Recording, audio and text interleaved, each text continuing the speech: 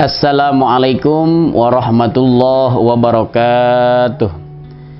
Alhamdulillah wassalatu wassalamu ala rasulillah, la hawla wa la quwata illa billah, amma ba'du. Qala ta'ala fi kitabihil karim wa huwa asdaqul qailin wa la taqul lahum ma'uf. Al-ayah wal ma'na wallahu a'lamu bimuradih bidzalik. Para jamaah HTP sekalian yang saya muliakan, ayat yang saya baca tadi luar biasa. Jika kita maknai dan tafsiri, sungguh kita hidup di alam dunia tidak lepas dari perjuangan kedua orang tua. Ada salah satu hadis yang direwayatkan oleh Bukhari Muslim, di mana pada suasana Idul Fitri Rasulullah Shallallahu Alaihi Wasallam berkhutbah di hadapan para jamaahnya, dan kemudian Rasulullah mengaminkan 3 kali. Para jamaah yang hadir di satu majelis tersebut merasa keheranan. Wahai Rasulullah, engkau mengaminkan siapa sedangkan engkau tidak berbicara dengan siapapun? Rasulullah menjawab, saya mengaminkan doa malaikat Jibril. Para hadirin semua yang saya muliakan, malaikat Jibril nggak bisa kedengeran sama manusia awam. Malaikat Jibril hanya bisa didengar oleh Rasulullah Shallallahu Alaihi Wasallam pada masa Rasulullah. Pada waktu itu Rasulullah mengaminkan 3 amin yang diucapkan oleh malaikat Jibril. Ada salah satu amin yang diucapkan Rasulullah Shallallahu Alaihi Wasallam. Yang pertama, doa malaikat Jibril ini, wahai Rasulullah, jangan engkau terima puasa orang yang durhaka terhadap ibu bapaknya. Masya Allah, para jamaah semuanya, yang kita khawatirkan adalah dengan ayat yang tadi saya bacakan, kita dikategorikan menjadi orang yang uququl walidain. Apa itu uququl walidain?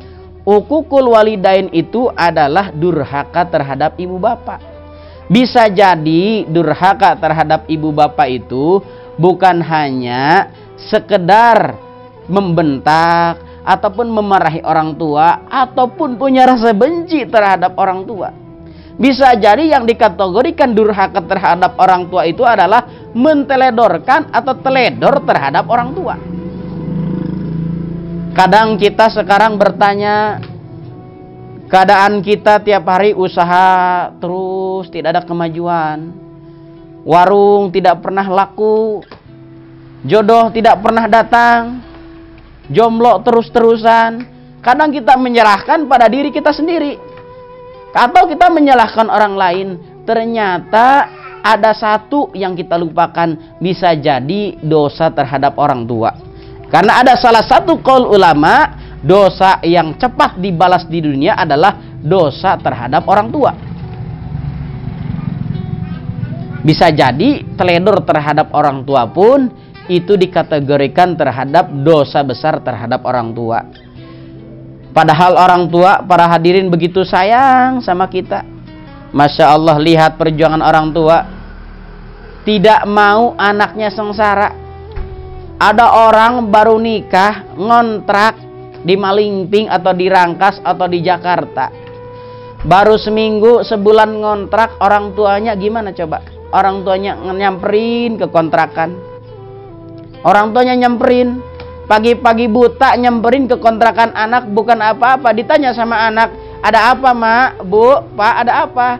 Orang tua cuma bilang, enggak, mama sama bapak cuma mau ikut pipis, mau ikut kencing, mau ikut buang air di kontrakan kalian.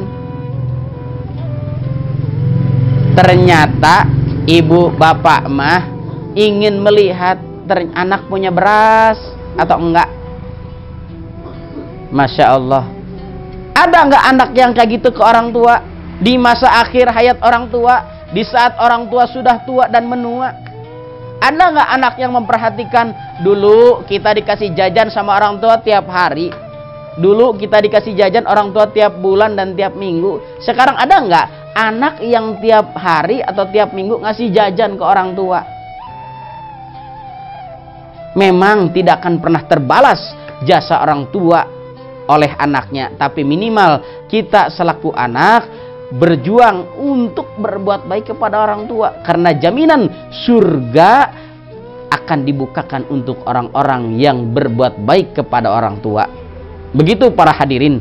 Bahkan tadi di salah satu khutbah Rasulullah diaminkan oleh Rasulullah yang didoakan malaikat Jibril, doanya diucapkan malaikat Jibril, diaminkan oleh Rasulullah, berarti doa itu bakal diijabah oleh Allah Subhanahu wa taala. Doanya seperti apa? Ya Allah, jangan engkau terima puasa orang-orang yang durhaka terhadap ibu bapaknya. Diaminkan oleh Rasulullah. Amin, amin, amin. Maka harus takutlah terhadap doa tersebut dan takutlah terhadap Allah Subhanahu wa taala. Karena orang tua titipan untuk kita, begitu pula kita orang anak-anak yang sudah Allah mampukan. Kita harus sadar diri kita dimampukan oleh Allah Subhanahu wa taala bukan karena keringat sendiri. Ada doa ibu bapak kita di setiap langkah kita.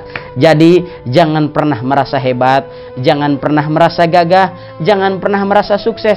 Ingat ada kedua orang tua di belakang kita yang tiada henti mendoakan kita setiap hari. Demikian para jamaah, mudah-mudahan khutbah singkat ini bermanfaat untuk saya dan umumnya untuk semuanya. Mari kita muliakan yang ada orang tuanya, muliakan orang tuanya. Terus gimana Kiai? Katanya orang tua saya sudah tiada. Meminta maaf pada orang tua bukan dengan menangis di atas kuburan. Meminta maaf pada orang tua yaitu dengan mendoakan Allahumma gfir lahu warhamhu wa'afihi wa'fu anhu. Atau untuk perempuannya, Allahumma gfir laha warhamha wa'afihi wa'fu anha. Ya Allah, ampunilah kedua orang tuaku, berikan rahmat pada orang tuaku yang telah meninggal. Insya Allah nanti Allah berikan kemaafan, rahmat dan ghafur untuk kita semua. Demikian khutbah singkat. Allahul muwaffiq ila aqwamit thoriq. Wassalamualaikum warahmatullahi wabarakatuh.